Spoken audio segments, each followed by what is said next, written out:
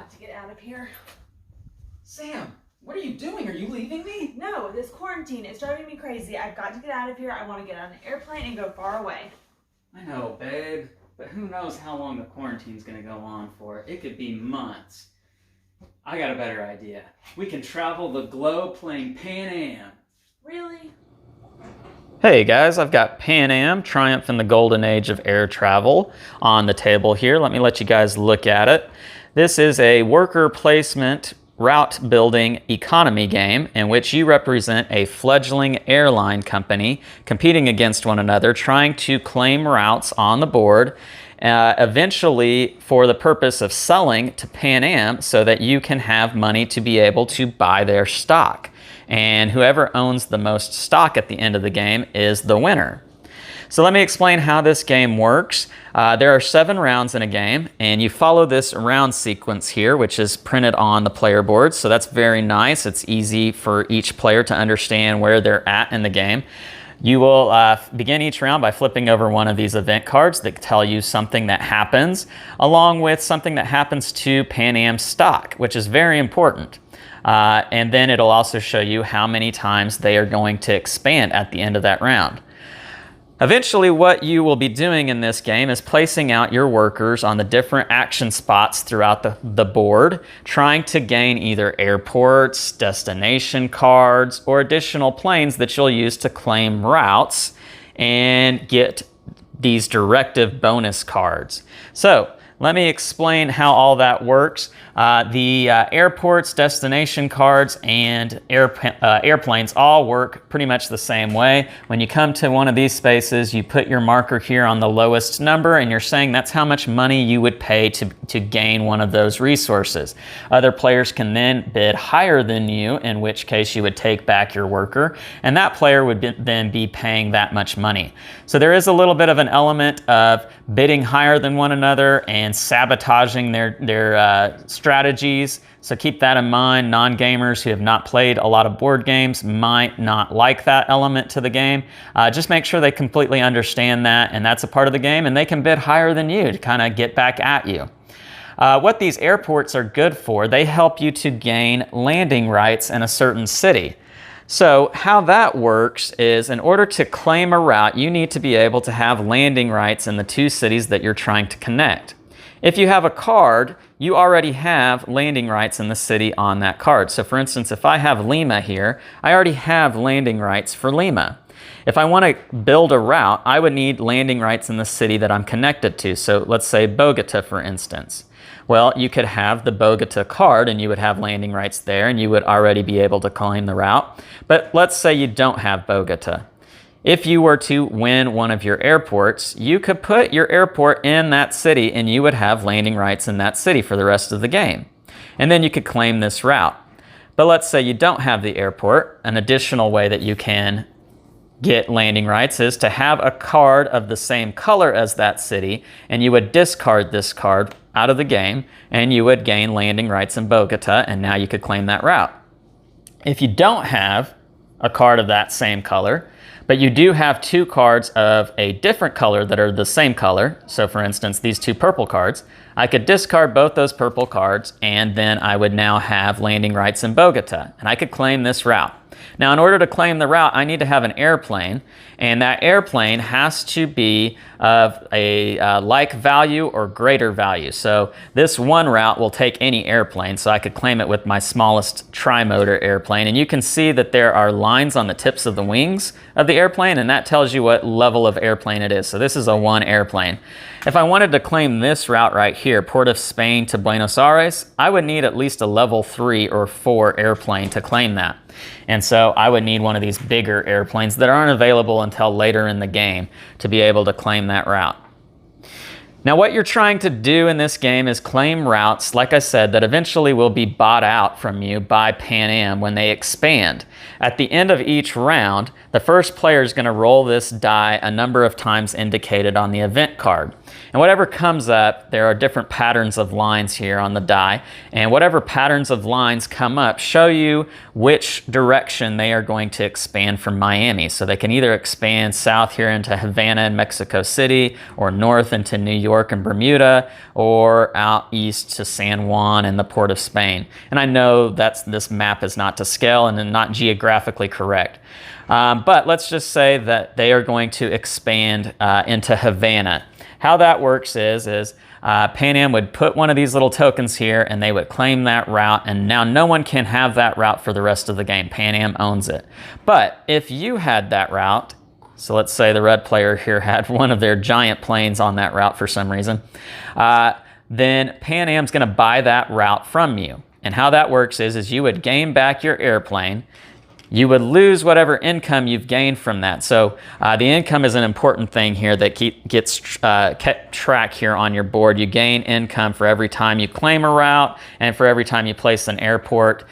So you would lose the income that you gain from this route, which is 1.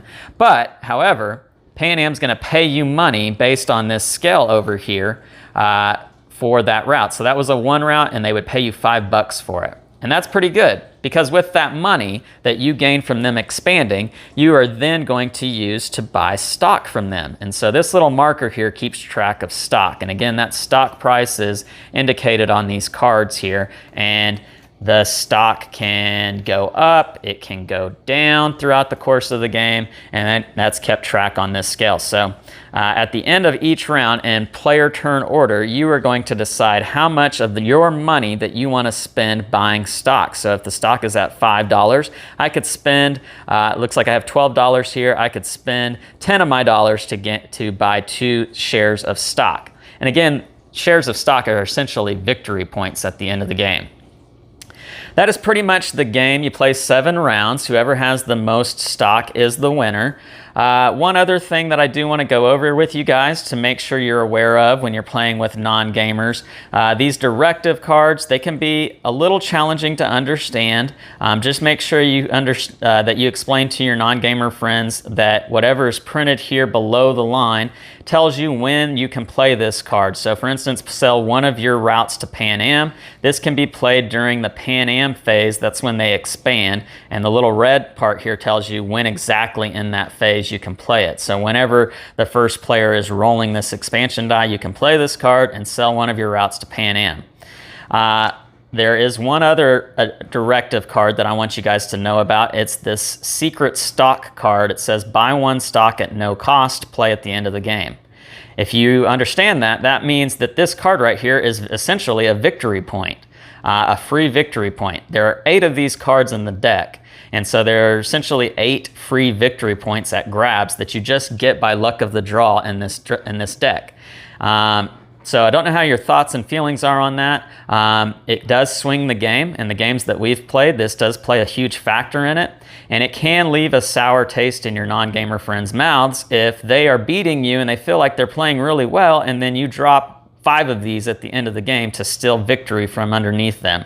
So just keep that in mind. You might even consider not even having these in the deck or playing with fewer than what are in there, but that is something to know about this game. Like I've mentioned, whoever has the most stock at the end of the game is the winner, and that is how you play Pan Am Triumph in the Golden Age of Air Travel. All right, so here we are with a 2-player playthrough video, and if you guys want to watch this video of Sam and I playing through it, click the I in the top right corner and you can check out our playthrough video on that. But we're going to go over our thoughts on the game here, and we did play a 2-player game of this. We also did a 3-player game, and I can tell you guys that the game plays differently at different player counts. We'll kind of talk about that here in a second. But Sam, what did you think of this game? I did not want to like this game at the beginning. When Lance got it out and was explaining all the components and explaining the rules, I kind of had the glassed over look. It sounded very confusing. I did not think I would like it. It did take me probably 2 rounds to get a hang of it, but once I did really enjoy it. And I excited to play a 3-player game. So I will say that I did. It took me a second. I was resistant, but I came around and I did really enjoy the game at the end. What exactly about the game did you like? I really liked the strategy, and that's not always something that I look for in a game. But this one was very interesting. It is similar to games like Ticket to Ride, but more adult. Yeah, I had the same thought on it too. It does feel like Ticket to Ride. It feels like a group of people who play board games for a living. Prospero Hall got down at a table and said, how can we make Ticket to Ride even better? How can we make it a game that gamers want to come back to and play? Because Ticket to Ride is pretty vanilla. It's easy. And this game is chocolate. This game is better than vanilla. Or at least that's how I felt. Sam, you know, any other thoughts about this game that you enjoyed? Yeah, I enjoyed that you kind of had to fight for the parts that you wanted for the airplanes and the airports and things like that. Only one person can get them. I did find that a lot more frustrating in a three-person game because obviously there's 3 people fighting for the same thing than in a 2-person game. So I do wish that maybe there was a way, especially I can't imagine playing it with 4 people and fighting for that plane or that airport. That one airport, yeah. Yeah. I wish that it could be altered a little bit, but with the 2-person game, I enjoyed it. It wasn't as stressful. I did. Now that being said, I do want to throw something out there real quick. I felt like in a 2-player game, having 4 destination cards out there was almost too much. Like it made it too easy to get the cards that you needed. And in a 3-player game, and probably even more so in a 4-player game, there was more competition. We were overbidding each other on those cards that were more sought after. But I will say with the 3-person game, though, we left more cards on the table. Yeah, we did. So I don't know. I don't know if there is a good balance. So definite goods and pros and cons to this game. I want to let you guys know my thoughts real quick. The strategy, the level of thinking in this game is perfect in my opinion. Or at least I felt like you have a good idea of what it is you're trying to accomplish each round. You can kind of see the pitfalls to your strategy. You can see how you can come up with a different idea of what to do on your turn if you don't get the airplanes you wanted or the airport, someone overbids you and you're not willing to pay extra for it. I enjoy that about this game. It's challenging, but not so challenging that you're completely lost and you're just kind of flying by the seat of your pants. But it's also not too easy in that you feel like you're able to do everything that you want to do and there's no risk reward involved in this game. So there's definite pluses about that when it comes to this. Sam, you mentioned some of the things you don't like about it, mentioning getting overbid and that sort of thing. What did you think about that card that I mentioned in the overview video segment of the video about you just get free victory points there at the end of the game? What were your thoughts on that? Probably my favorite component of the game are those directive cards. I really like those, and most of the times they were super beneficial to me. I didn't find that one card super didn't ruin the game for you? No, it didn't. Especially the first time we played it, I think I had one of those and you had one of those. So it kind of evened out. Yeah, and I think the second time our third player had 3, which kind of did, surprise us a little bit, but Lance still ended up winning, so it didn't matter. Well, I had 5 of those cards at the end of the game. Right. And I think I still would have won even without those, but it definitely made the gap a lot bigger. And I don't know. Like I mentioned in the overview segment of the video, it's kind of one of those things. I'm not sure how I feel about it. I like it when I have those cards, but if it's played against me, I kind of might feel like, man, I just did all this work and you stole the victory out from under me. Well, I will say the one part of the game that I really disliked was that it all comes down to the stock at the end of the game. I wish that something else would have been taken into account to choose the winner. It wouldn't just be stock cards. Something like, it is Ticket to Ride ish. So I wish something like the longest route or the most planes or something like that would come into to play too. Because I feel like with the first game I played really well, but I just didn't. I think the difference was a matter of a few points. Right. Yeah. And maybe, I just wish that some of the other things would come into play with the winner. Maybe an area control element, like if you have the most routes in the Pacific, then you get an extra income. Because the second game I had every route. Right, yeah. So just some thoughts on it of maybe things that could have been included that might have made it a little more exciting.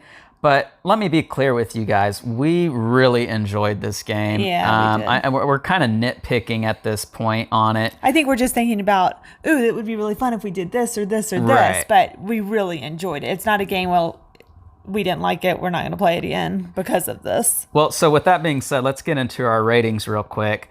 I give this game an 8. I absolutely really enjoyed it. As I've already mentioned, I like the level of strategy and thinking that you do in this game.